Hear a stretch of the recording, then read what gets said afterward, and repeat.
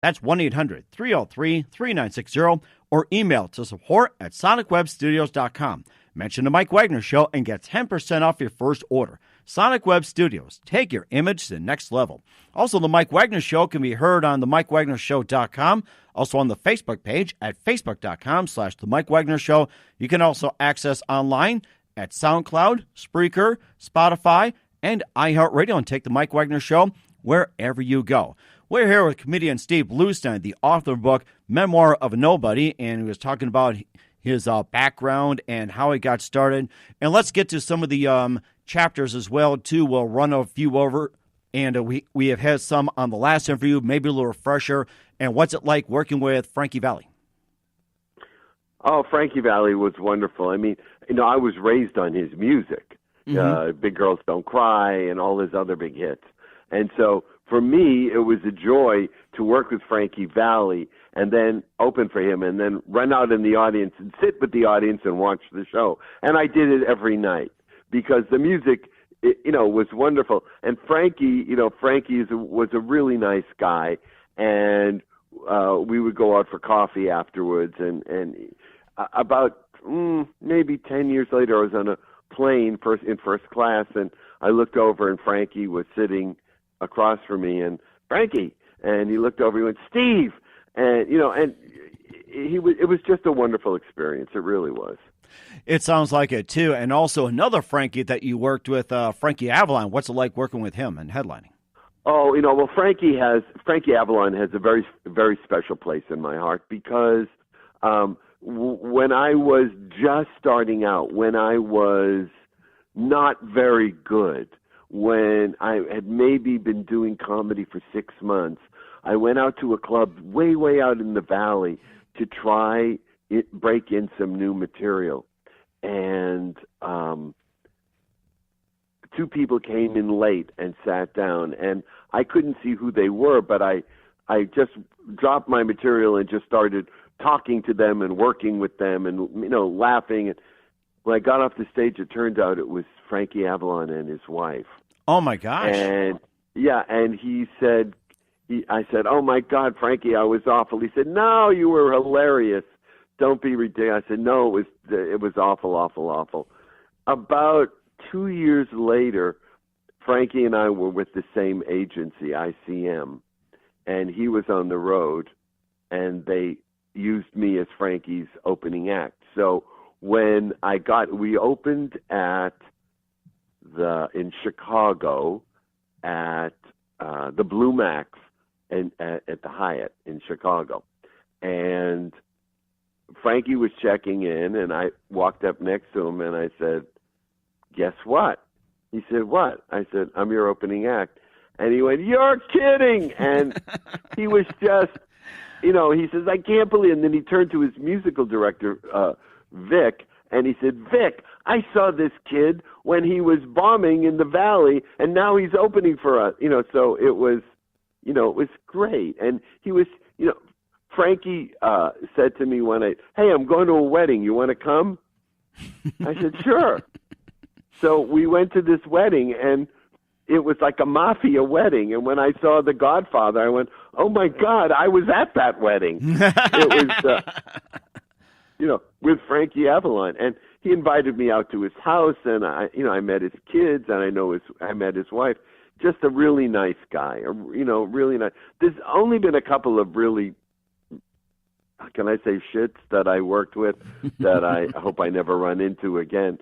One is dead, which is really terrific as far as I'm concerned. Mm-hmm. But everybody else has been truly wonderful, and I collect these people in my life, like I say, like jewels on a tiara. Each one is great by itself, but you put them all together, and it's a wonderful thing.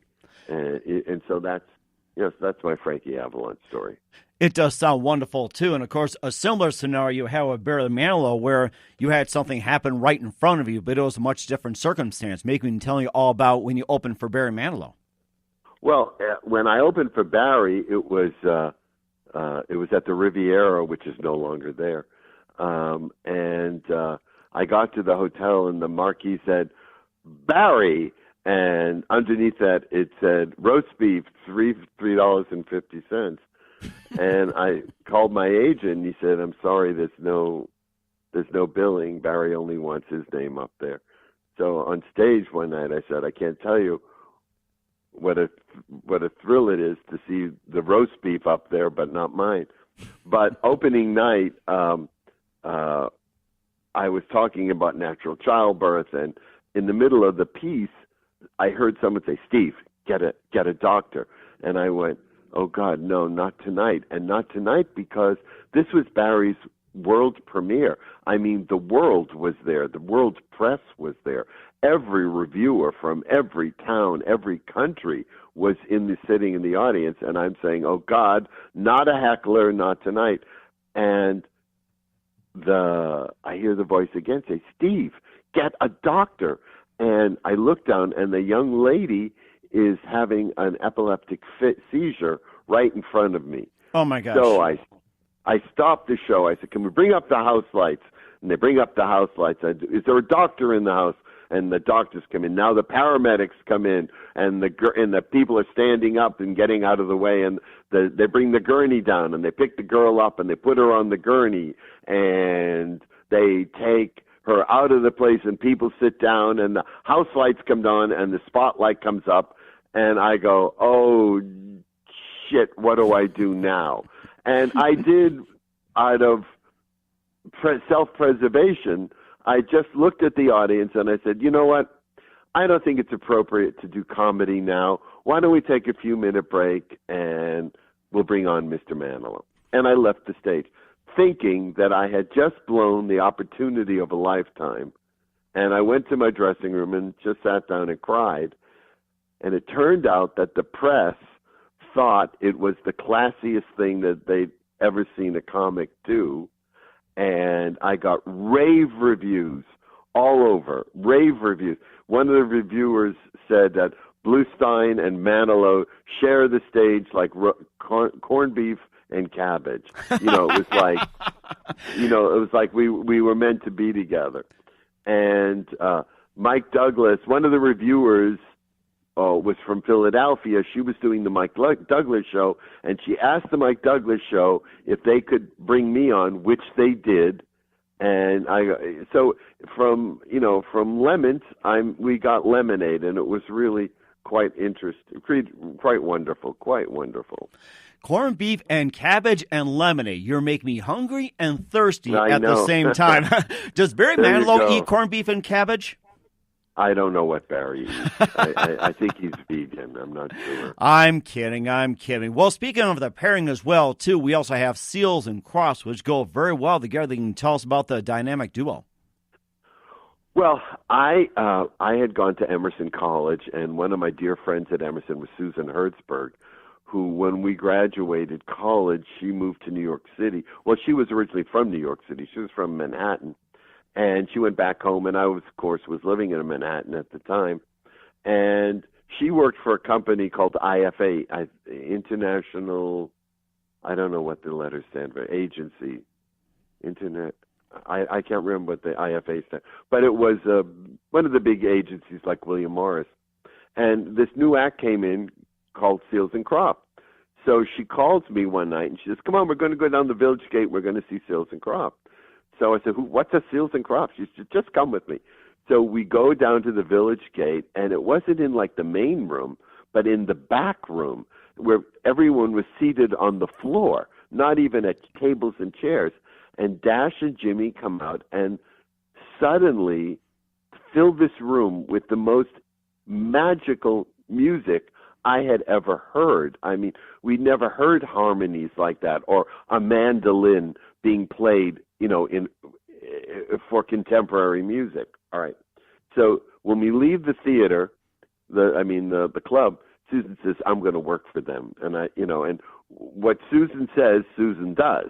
Mm-hmm. So it might be 6 weeks later, she called me up and says, "I'm Marcia Day's assistant now." Nice. Now Marcia Day was Seals and Crofts' manager. They moved out to California. Susan moved out to California. Then I followed Susan to California. And we she was heavily involved with Seals and Crofts, and so I was heavily involved with Seals and Crofts because I was always with Susan. Well, they went on tour, and they needed an opening act. And Marcia said, why don't we use Steve? Because we were like a family. And they were with ICM, and I was with ICM, and so that's how that happened. And I toured with them all over the country, and we ended up in Las Vegas, I believe, at the MGM Grand. And one of the great highlights of my years on the road was one night Seals and Crofts pulled me out on stage and let me sing backup with them. Nice. Which I had always wanted to do, you know. Sounds like you must have been a pretty good hummingbird. I could say that. Yeah, well, I at that, you know, I don't know if you can tell I'm a little hoarse now, but it's because I'm old. Mm-hmm. But as a youngster, I had a very good voice. You know, I could really carry it too. Right. I can imagine, too, and of course, you know, being magical up there with Seals and Crofts. And speaking of magic, you've been up there with David Copperfield. You can tell a little bit about him. Well, David, I was at the turn of the century in Denver, Colorado, and I was opening for, it may have been Lola Falana. Okay. And David was coming in the following week. So his equipment gets shipped in a week early, all right? So David was there a week early with the equipment. And the manager of the club takes David's headshot and my headshot and puts them next to each other and says to me, look at this. You could be brothers. And it was true. We looked very much alike. So when David came in, I said to him, look, we may be related. And we became friends. We became friends on the road, and then he moved. He was in Los Angeles, and I would come to his house, and he would come to my house. And one day he said, "I'm doing a special, and I need a really big effect." And I said, "Well, you're going to New York. Why don't you make the Rockettes disappear?" And he said, "What a great idea!" But I don't think they could get the Rockettes. So he made the Statue of Liberty disappear. Yeah, that sounds. Yeah. So and then but then David became as in most people in show business, you're together for a short period of time, you become very close friends, and then your careers or your life take you in different directions. So David, went to Vegas. I was on the road, and then you drift apart. So I haven't seen David in years. Mm-hmm. Well, that's a magical story that you have, too. We'll get to a few more of your people right here. Right now, you're listening to The Mike Wagner Show at themikewagnershow.com, powered by Sonic Web Studios. Visit online at sonicwebstudios.com for all your needs. Looking for a professional website without breaking your budget? Sonic Web Studios is the answer. Sonic Web Studios offers fast, affordable custom web designs that blow the competition away. Call today at 1-800-303-3960 or email to support@sonicwebstudios.com. Mention the Mike Wagner Show. Get 10% off your first order. Sonic Web Studios. Take your image to the next level. Also, the Mike Wagner Show can be heard on themikewagnershow.com. Also on Facebook at facebook.com/The Mike Wagner Show. You can also download and listen on SoundCloud, Spreaker, Spotify, and iHeartRadio. We continue with comedian Steve Bluestein, the author of Memoir of a Nobody. Before we get to some of his latest ventures, just a few more people before we start wrapping things up. We'll get into some contemporaries right here. And, of course, Kathy Griffin also made some news with her stunt involving Donald Trump. And you've worked with her for a little bit, too. Maybe you can tell a little bit about her. Well, Kathy, when I was at the Comedy Store, there was there was a group called the Comedy Store Players, and they were an improv group that would come on in between some of the comedians. And one of the members of the Comedy Store Players was Gary Austin. And Gary started a workshop, which I joined. I was in the very beginning of the workshop, maybe the first night. And Gary's workshop later went on to become the Groundling Theater, which is one of the top comedy theater companies in Los Angeles. and Saturday Night Live and, Phil Hartman